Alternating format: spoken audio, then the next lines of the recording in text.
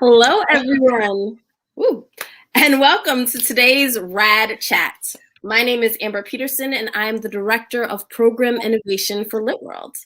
LitWorld is a nonprofit that strengthens kids and communities through the power of story. We partner with phenomenal community-based organizations all around the world to deliver literacy-based social and emotional programming for young people. Our World Read Day, or RAD, chat series is an opportunity for us to discuss and celebrate the amazing community that literature and storytelling can promote with some of the world's amazing friends and partners.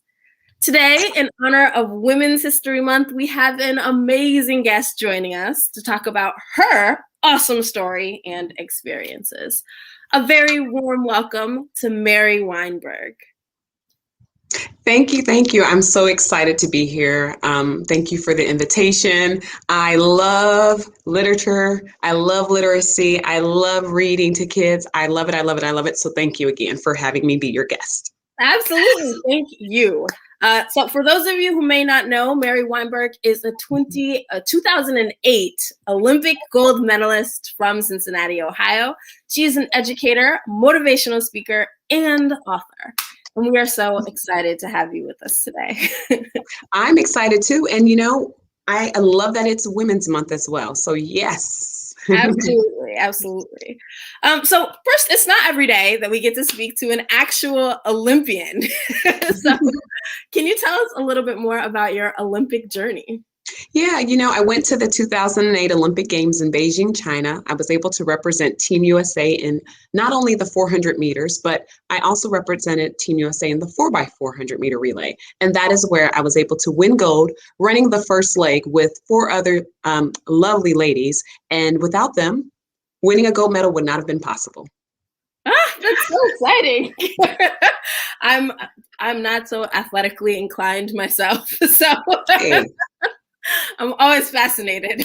Well, thank you. I've always enjoyed watching the Olympics, and when I got the opportunity to, pursue that as a goal, I just couldn't believe it. And it was just amazing. It was an amazing experience to see it happen. Absolutely. I can imagine. So I know that you have been incredibly busy since 2008 as well. Can you tell us a little bit about some of the amazing work that you've been doing and some of the initiatives that you have here? Yeah, going to the Olympics and being able to then come back, especially in the city of Cincinnati and obviously my state, Ohio, being able to just inspire others and share my story, really telling everyone how the Olympics were, how it was to compete and to just be at your best and to perform at the highest level in the world. I've been doing, speeches. I decided to write a book. I wrote an autobiography, and I also wrote a children's book.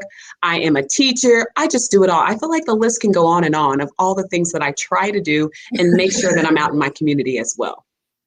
Well, we are incredibly excited today to specifically talk to you about your children's book. Yes. Of course, at LitWorld, we are all about literacy. We're all about reading. And so we're excited to have you on to actually read to us from. Yes. So I'm going to shoot that over for just a second. But before we get to that, can you tell, why did you decide to write a children's book? Yeah, so, being a second grade teacher for over 10 years, I have encountered working with our young children, and, I love it. I love working with them. They're such a pleasure. They want to please, they want to do their best. But what I realized is that a lot of children struggled with not winning. You should see how they would act, throwing themselves out, just being really so hard on themselves. And I'm like, wait a minute, did you know that your teacher did not win the first time that she trained for the Olympics? It actually took me 4 more years later just to be able to make an Olympic team. So writing this book, it allowed young children to understand what it means to set a goal.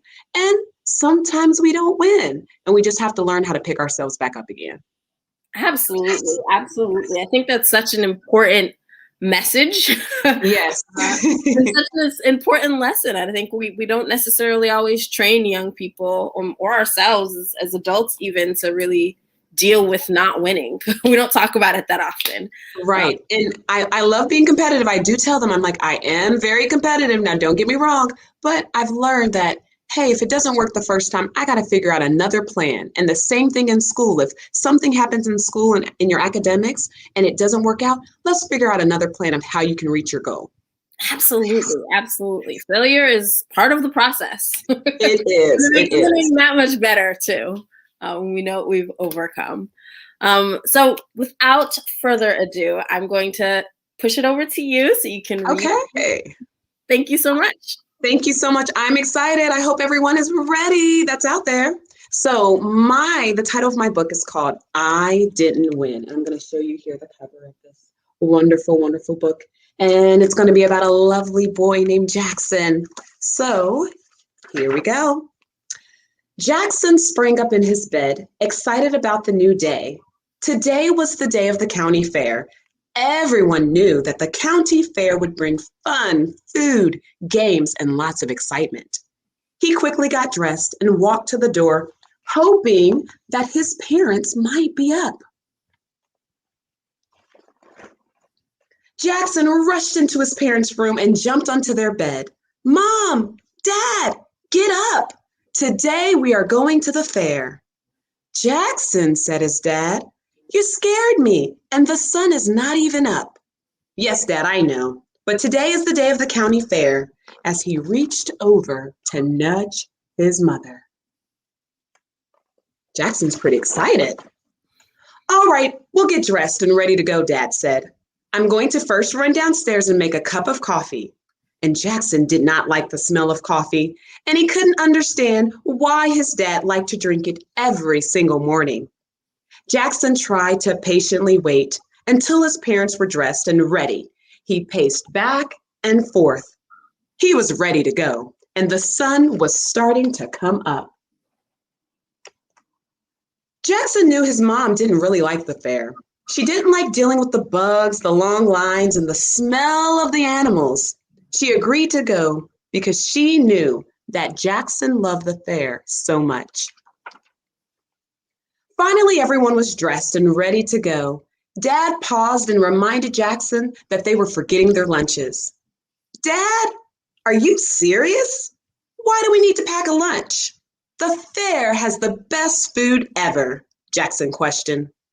Dad quickly reminded Jackson that the fair food was expensive and unhealthy. It seemed like every time they went somewhere, they would have to pack their lunch to save money.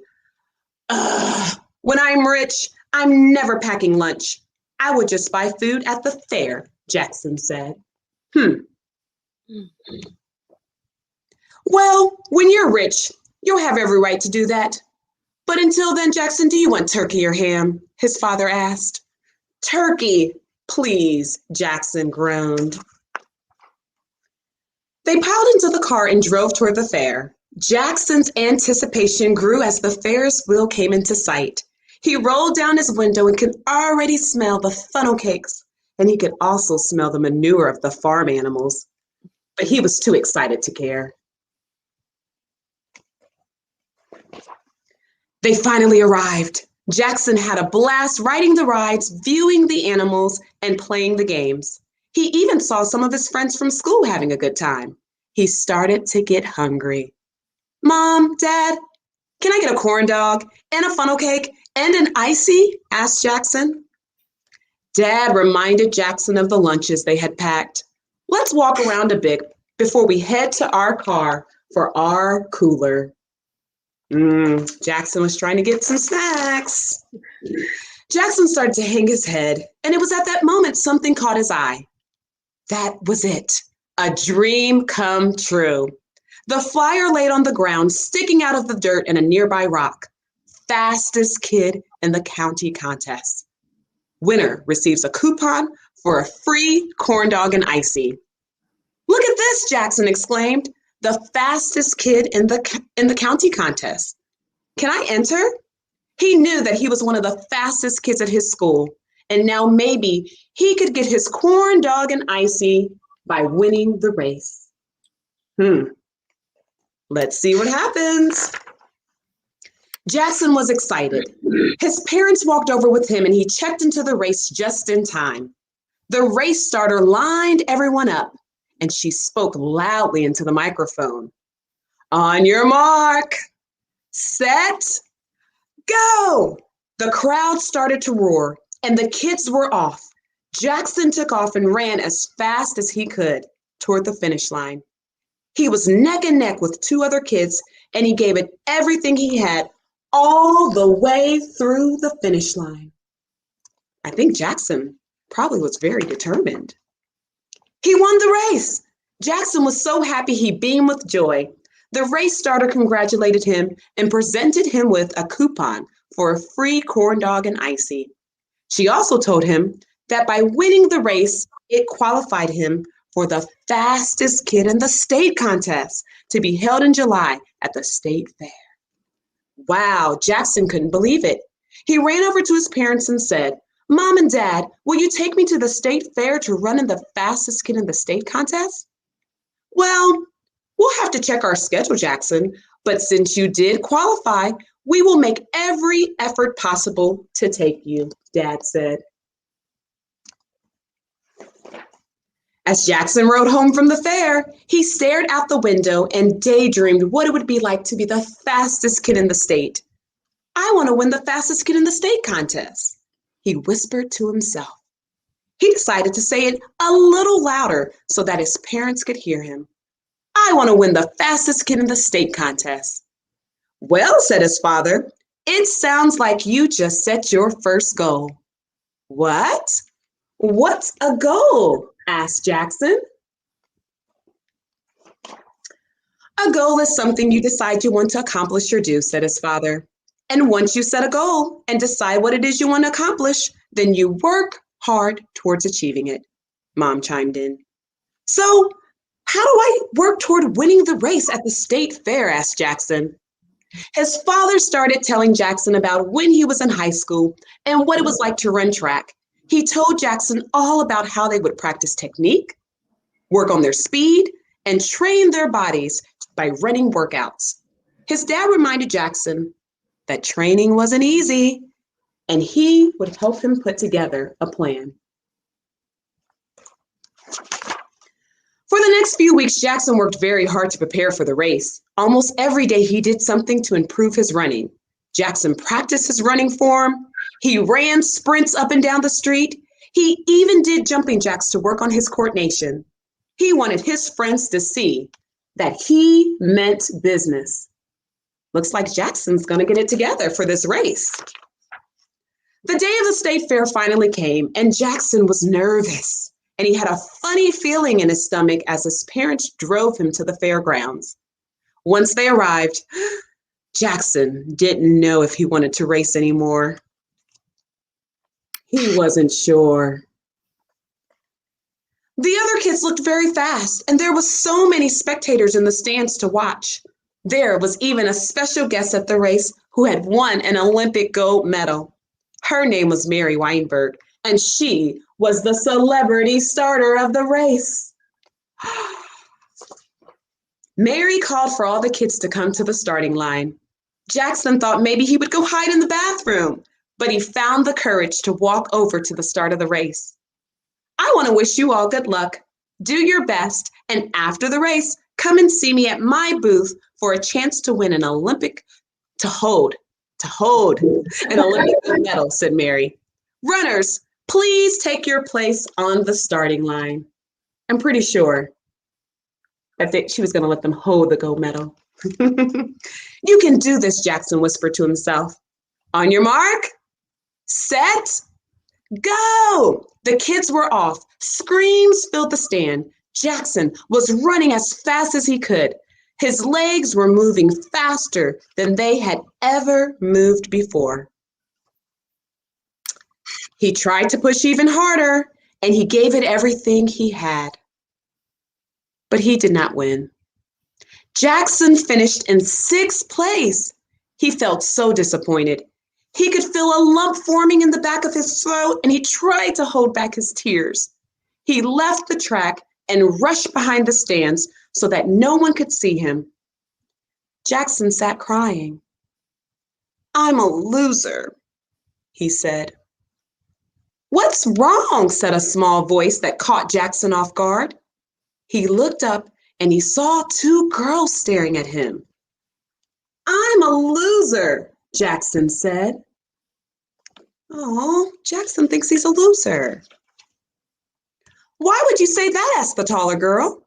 "Because I didn't win," said Jackson. "Well, my mom always says that losing is something that happened, but it's not who you are." Jackson screamed to the girl, "Your mom doesn't sound smart." He immediately felt bad for what he said. "My dad also says the same thing as my mom. So I think you're just a little upset right now," said the girl. "Look, we're going to go get our mom, and she will know what to say."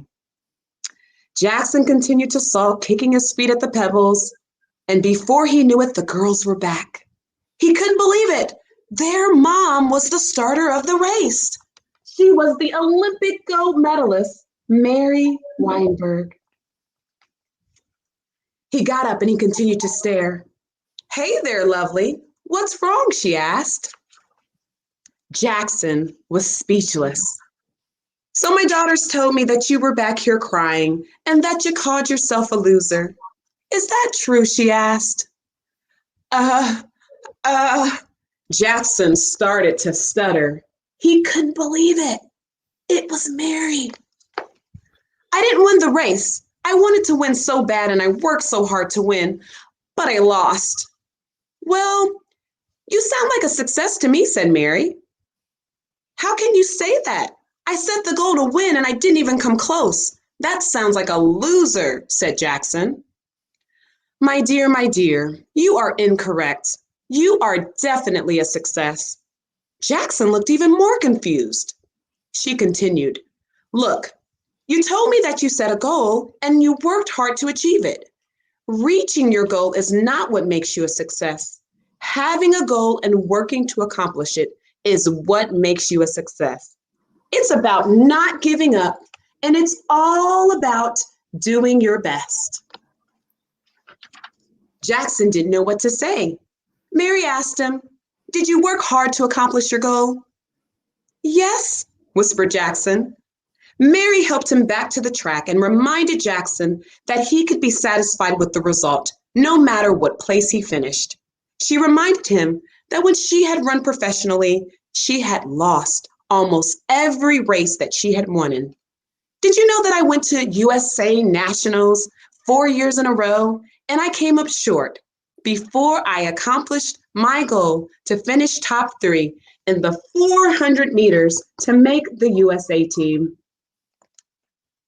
Jackson listened to Mary continue to tell all about her downfalls that she had in her sport and also how she struggled with believing in herself. He was amazed by all that she was sharing because she never gave up on her dream. Just at that moment, Jackson's parents came rushing down to the track. "Jackson, we were looking for you," said his father. "Great job in the race." Jackson was starting to feel better, but wondered about one thing. "You're not sad that I didn't win?" he asked. "Jackson, it would have been great if you would have won the race, but we are so proud of how you competed. I could tell that you gave it everything you had and you did your best," said his dad. "Jackson, come give me a hug," said his mother. He wiped his eyes and gave his mother a big hug, and Jackson thanked Mary for coming to talk with him. He got her autograph and he got to hold her Olympic gold medal. On the way home from the fair, Jackson once again stared out the window. He was deep in thought, going over the day in his head. Although he was still a little disappointed that he didn't win the race, Jackson realized that it had been a good day. That's the end. I didn't win. I love that. Thank you so much for sharing that story. And thank you so much for sharing. I mean, again, the message of the story, which really is around kind of how do you deal with not winning, I think is such an important one, such an important one. And thank you for sharing with us about kind of the the path that you had Yes, before you yes. were able to say, I'm an Olympic gold medalist. Thank you. I know you shared with me a little bit earlier about kind of the process of writing this book and sharing it with young people. But maybe you can share a little bit with our audience as well. What was the process of writing this book, and how did kids react to this message? When I decided that I wanted to write a children's book, it had always been in the back of my mind. And then I sat down one day and I just wrote it all out. And then a year later, I decided, okay, it's now time to produce this book. So when I did produce the book, my second grade class that I had last year, I didn't tell them at all what I had planned. I came into the class and I said, okay, boys and girls, I'm gonna read a book to you. I'm always reading to them. So it wasn't anything new. They got onto the carpet, they sat crisscross applesauce, spoons in their bowls, and they were really listening. And so I didn't show them the cover. I just kind of like hid the cover and I just said, okay, it's going to be a book about a little boy who, tries to go after a goal. And as I got into the story and I showed the pictures, they were sitting, they were like all attention. And then it got to the point where I was talking about myself and then my daughters, like they had seen pictures of my daughters before. And I remember one little girl, she said, I think I know those girls. I think I know those girls. And then when it got to me, they all were like, oh, that's Miss Weinberg. And so I was like, okay, that means that that's a good sign that they really enjoyed the book. And then after I finished the book, they were so happy and they gave me so much feedback. And it went on to being, allowing me to have a book signing event virtually because of COVID. But we got it done. And just being able to share this book with so many children, I've gotten so much feedback on it. Parents have said, I needed this for my child. They needed to hear this. And what better than to come from an Olympic gold medalist? Yes, I may have won, but my road and my journey, I did not win at first. I lost a lot of races and I was very disappointed in myself. And I had to teach through Jackson's experience that you're going to be disappointed, but you got to pick yourself back up again and try again. Absolutely. Sorry. But I love that you talk about that process of, not just, such an important part of it is setting those goals and being able to say, this is what I want to do. But then also being able to kind of understand that that's not going to happen overnight.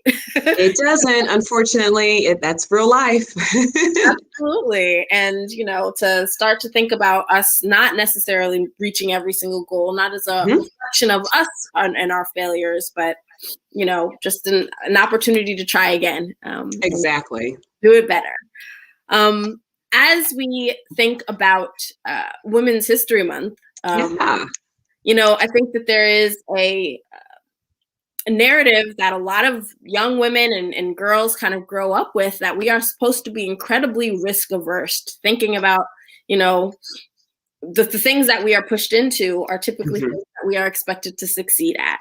And so is there anything special or resonant in this message that you have for women and girls particularly? What advice might you give them?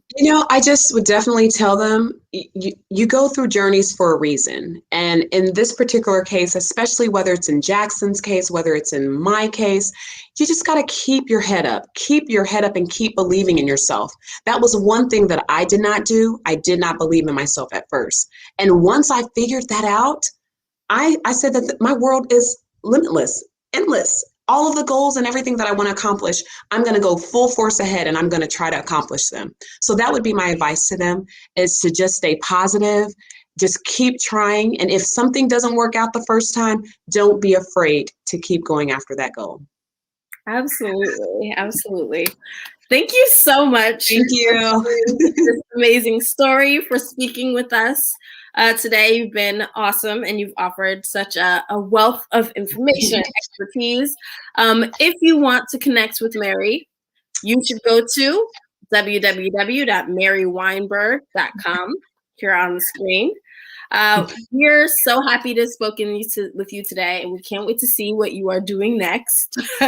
Don't forget, everyone, to go to litworld.org as well for more resources, or to follow us on Facebook, YouTube, Instagram, Twitter, for more conversations just like this one. But until next time, thank you guys all so much. Thank you so much, Mary Weinberg. And bye-bye. Thank you. It's been a pleasure. And thank you so much. Bye, everyone.